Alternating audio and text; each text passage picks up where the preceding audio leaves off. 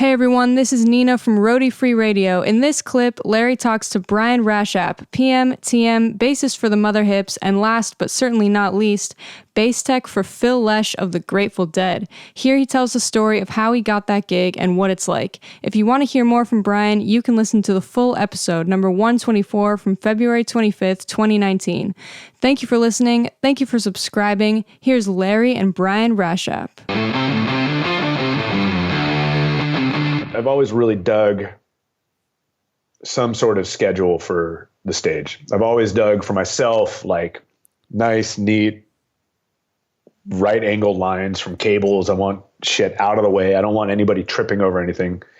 Guitar players that had the rat's nest in front of me would just freak my mind. Although if you look around the house, there's a ton of stuff everywhere, but the stage and the silverware drawer are mine. That's organized. Stay away. So, I mean, that was always there with me as far as with really getting into it and being on that side of the stage. I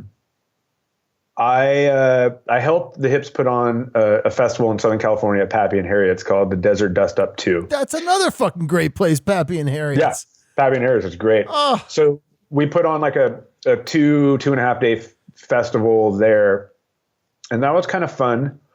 I liked knowing that if it was getting done, I was a part of it and I knew it was start to finish done. So that kind of appealed to me. And then, almost a year ago, you know, Phil's guy, Robbie Taylor, who is like the guru of gurus of, you know, stage crew and tour manager, production manager, everything. He had just retired. Or a year or so earlier had retired. And, you know, Phil was looking for somebody, and it almost like fell in my lap in the sense that I started talking to his tour manager, Tara Patton at the time. And she was like, you know, I've got this opportunity.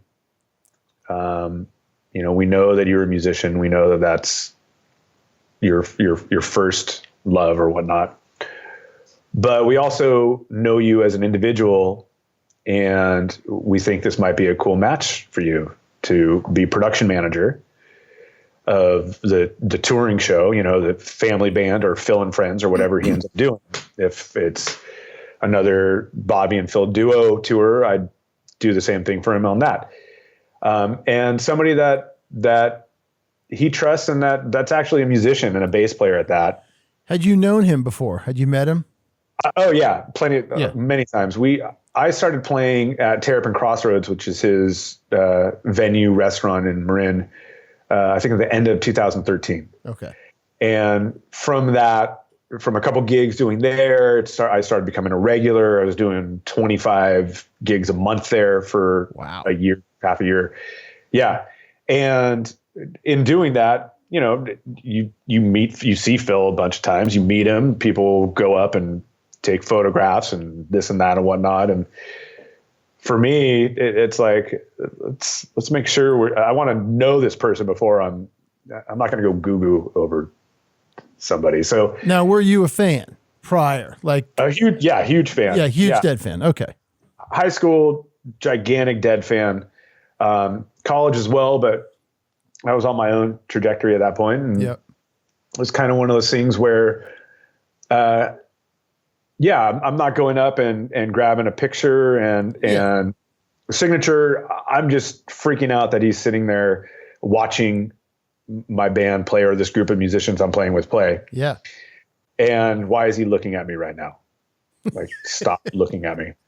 Like, oh God, I think I screwed that note up. Whatever it is, you know. Yeah, yeah. So that was 100% there. Fast forward a few years, now we've played together. We've either shared the stage where he comes in and he does a set or a few songs, and I take a break or I jump on a guitar. We've done shows where I'm actually one of the guitarists in whatever band that we put together, Terrapin, with him. Rapping out. And so it was kind of one of those things where it was like, yeah, I'm not playing in anything that's taken me on the road for months on end. I'm not doing this, not doing that. I'm playing here at Terrapin, and yeah, this might actually be kind of fun. Make a little cash, and more than that, just learn.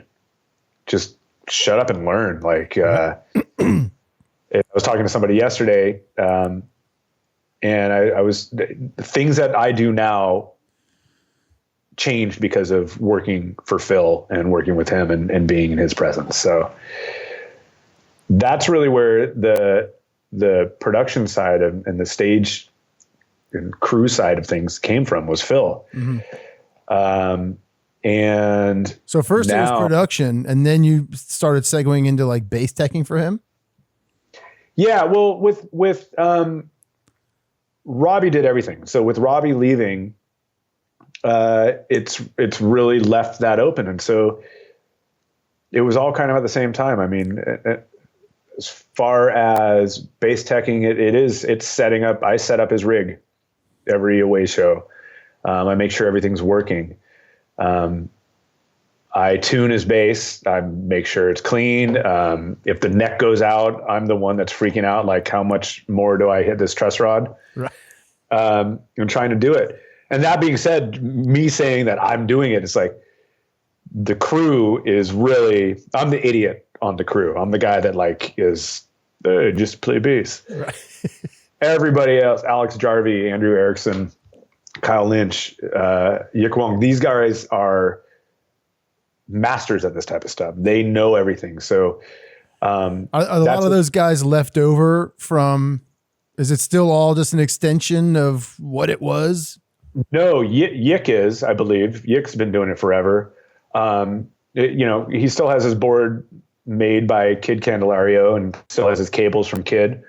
But these other guys, Alex Jarvie and Andrew Erickson and Kyle Lynch, they're engineers. They're guys that, they're like late 20s, and family friends and stuff that have like grown up in this world and are now, I mean, they're doing front of house and monitors and making sure the stage is run properly at the biggest festivals, at the biggest venues, for people in the audience that have seen more shows than these guys have been alive, years they've been alive. So it's pretty incredible. I mean, I have mad respect for the crew that I get to work with. So yeah. Is it still weird to you that you're in this position with him? Yeah. Excuse me. It's weird. If I say this a lot, but if I was to go back to my high school self and be like, dude, you're doing great. Okay. You could have done a little harder studying on that test, but let me tell you something. When you're in your mid 40s, you're going to be working for and teching for Phil Lesh, the guy from the Grateful Dead, right there. You were just at Sam Boyd, in Vegas. You're going to be working for. No, I'm not going to be working for him. You're also going to be playing in the Mother Hips, and then little road shows, tour managing and whatnot for them as well. It's like, stop lying. Who are you? You're creeping me out, stranger danger, but right. You're lying.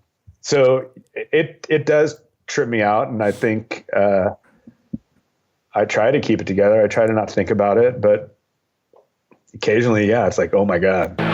Hey, what's happening, roadies? It's Larry here. Just wanted to thank you so much for listening to this short clip. I really hope you got something out of it. If you can take 2 seconds to head over to iTunes and drop us a review or a comment, we would greatly, greatly appreciate it. Keep listening, keep coming back, stay healthy out there, and remember, no roadies, no rock and roll.